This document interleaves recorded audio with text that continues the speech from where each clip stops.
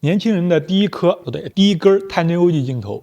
探针 OG 镜头这个领域终于迎来一个搅局了，这是国产厂商延时星刚刚发布的28毫米 f13 探针 OG 镜头。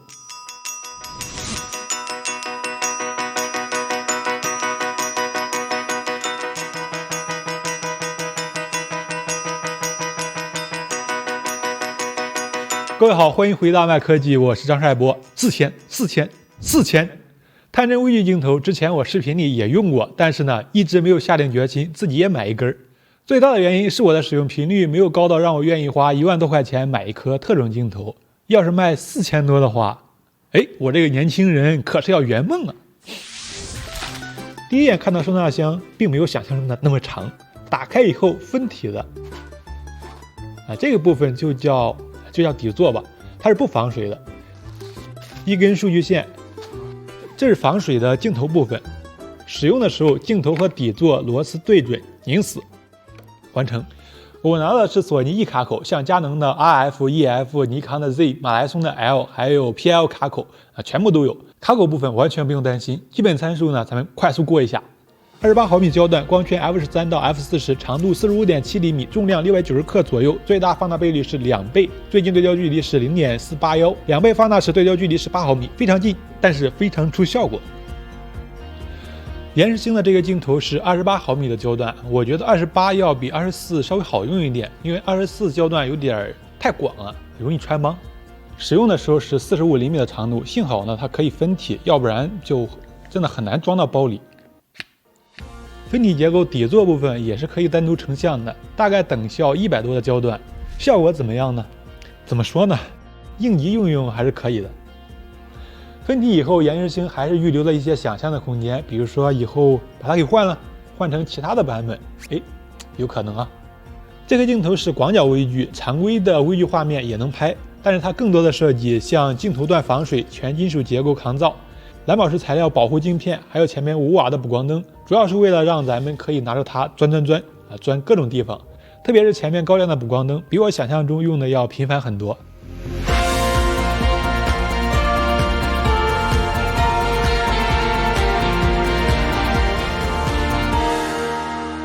镜头部分先说这么多，很多跃跃欲试的小伙伴看到价格估计就直接冲了。但是为了避免大家拿回去用不好，让镜头吃灰，我呢再分享几个我的使用心得。首先，这个长度和手动对焦基本上要告别手持拍摄了。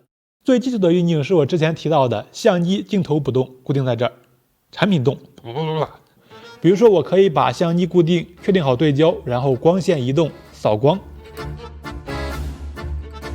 是不是有广角微距的感觉了？或者呢，把产品固定在转盘上，结合扫光，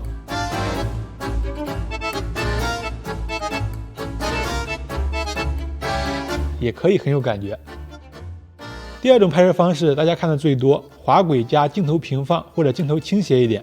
滑轨一定要选稳一点的，微距拍摄时很微小的抖动，在画面里都会很明显。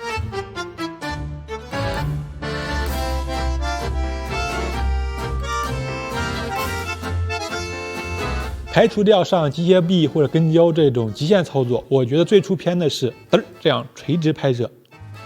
比如说这个镜头，如果是横向拍摄，画面是这样。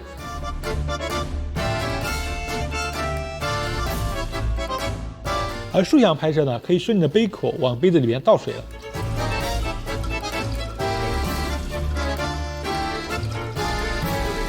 这样垂直的时候，最大的帮手是重力。像这组镜头，是不是感觉随着镜头的深入，物品在飞？竖向拍的时候，我先找颗粒状的物品，把镜头伸到杯子里，用物品倒满整个杯子，然后操纵滑轨把镜头拉出来，再倒放，就有镜头推进、物品飞起的感觉。延时星的探针镜头最大光圈是 f13， 最小呢是 f40。这俩参数为啥这么重要？这俩参数意味着拍摄时需要超高的亮度。如果是拍一些常规的微距镜头，画面越广，需要的光线越多。我一般直接是把爱图仕 600D 开到最亮，然后尽可能的靠近被拍的物品。这样有啥好处呢？如果画面太亮，可以把光圈缩小一点，画面里实焦的内容更多，效果更好。拍这种钻的狭小空间，还是自带的补光灯好使。像刚才拍物品起飞的镜头，把镜头埋进水杯以后，我直接把补光灯开到最亮，然后索尼 S3 开到第2档基准 ISO 12800，画面是不是爆的不行了？然后直接把光圈拧到 F40，视焦范围最大，对焦拧到2倍，放大倍率最大。最后开始等大片出炉。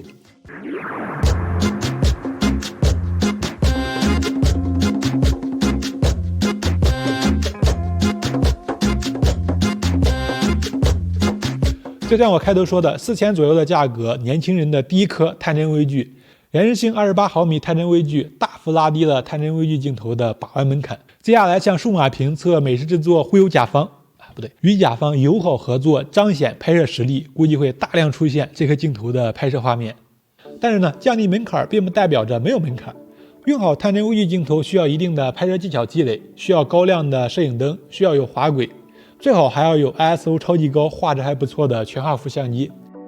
延时星这个品牌这2年推出的新品也不少，给我的感觉是不按套路出牌。探针微距不是第一次，之前已经把好几款镜头的价格打下来了。